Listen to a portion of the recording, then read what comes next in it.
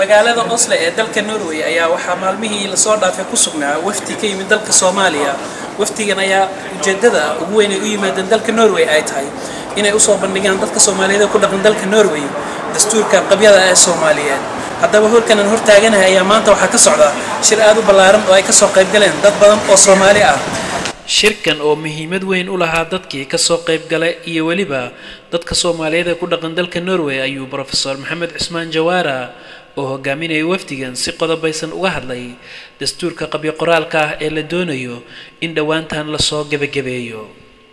kadib markii uu Professor Jawaari dhameeyay bandhigii dastuurka qabyo qoraalka ah isla mar ahaantaana uu bixiyay warbixino dhameystiran iyo sharaxaad ku saabsan waxa laga doonayo dadka Soomaaliyeed oo ah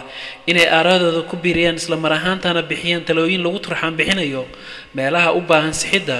ayaa dadkii ka soo qayb galay kulankan la siiyay fursad ay ku soo bandhigayaan aaradooda iyo talo bixinta ay u arkaan inay muhiim tahay. arrintan xadka حدود الصومالية يصير هنجتي عملنا بحصوك سيدنا وذا أوين بوها الله حقيقة وحويان وحنفور ولا أنا هاي المارين لا أنا هاي لودي قبل حروبي جمهورية الصومالية أنت إمام الكونغرس مركا إننا ما تكهذا الله إنه تين هو تبرلا قوة كلا دولة إن نامي وين يكجران ونوقن حقيقة وحيلاتها وسعون وين أنا ورنا إلى تاي مركا تاسو كان حيلاتها هاي waxbayaan aad isugu sii mashquulina inta aan isleen wax ka qaban karto horta ku mashquulno wallahi professor waxa tridood badan ka taagan qodobka koowaad qaybtiisa afraad haweenka dad badan haweenka markay maqlaan xuquuq iyo masil iyo sinaan ila aaday meeshan waxa ku qoran wax cad in maxay ahayd dumarka laga qaybgeliyo hay'adaha guud ee qaranka sida dawladda baarlamaanka iyo waliba gudiyada madaxa bannaan ee qaranka dumarka waxa loo dhibaa wasiirka haweenka ilaa lagama dhigo wasiirada maaliyadda lagama dhigo wasiirada caafimaadka ayagoo aqoontii leh marka waxaan ognahay in 30% loo ogolaaday dumarka marka waxaan rabnaa dumarka 30% inay sida qodobku u yaalo oo meeshiis ugu yaalo lagana qayb geliyo 50% baarlamaanka 30%na ee wasiirada tashi badan ka bacdi ayaa hadda waxa ay dadku qaateen nasasho yar sida inay muuqatana dadka ka qayb qaatay doodan looga wada tashanayay dastuurka qabyada ee Soomaaliya ayaa waxa ay banaanka uga munaaqashoonayaan waxyaabihii ay gudaha uga wada hadleen. markii la isugu soo laabtay shirkan oo ahaa kulan wada tashi aaraab bixina oo si wanaagsan loo soo agaasimay ayaa si qodobaysan mar kale dadkii isula eegeen dastuurka qabyo qoraalka ah ee dalka Soomaaliya la doonayay in lagu dhaqo. dadkii iyagu guud ahaanba halkaas yimid oo isugu jiray qaybaha kala duwan ee bulshada ayaa bixiyay talooyin wax ku ool ah. qaarkood waxay ish ku godanayeen si aad uga hadleen qodobada tibaaxaya awoodda madaxweynaha maamul goboleedyada iyo waliba caasimadda siday noqonayso. su'aasheedu waxa ay khusaysaa cutubka sagaalaad shuruudaha madaxweynaha cutubkaas ma ku cadda hantida madaxweynuhu haysanayo waxaan doonayaa talo ah in lagu daro ninka madaxweyne ka noqonaya in hantidiisa gaarka ah iyo guraanka labadaba in la ogaado la xisaabiyo si hadhow talo marka uu xil ka tegayo aan ninkaasi hanti madaxweyne jeebada ku shubo. qaar kale waxay iyagu tala bixin fiican ka dhiibeen qodobada la xiriira lahaanshaha dhulka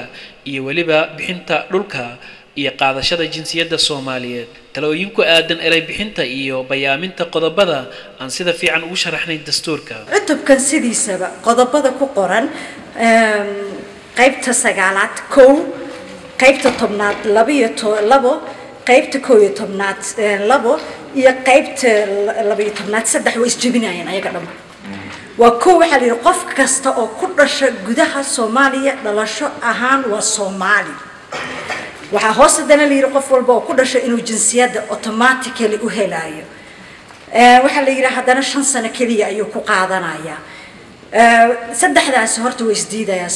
inkastoo dadkii ka soo qayb galay shirkan ay intooda badan ku qanceen dastuurka iyo waxa ku qoran oo ay markii hore shaki badan ka qabeen haddana waxaa jiray qaar kale oo iyagu guud ahaanba sheegay inaan xilligan loo baahnayn in la dejiyo dastuur aanan dalkiisa iyo dadkiisu wali waxba meel isla dhigan oo ay wali sii muuqdaan raadadkii ama astaamihii keenay khilaafka ragaadiyay guud ahaanba dalka.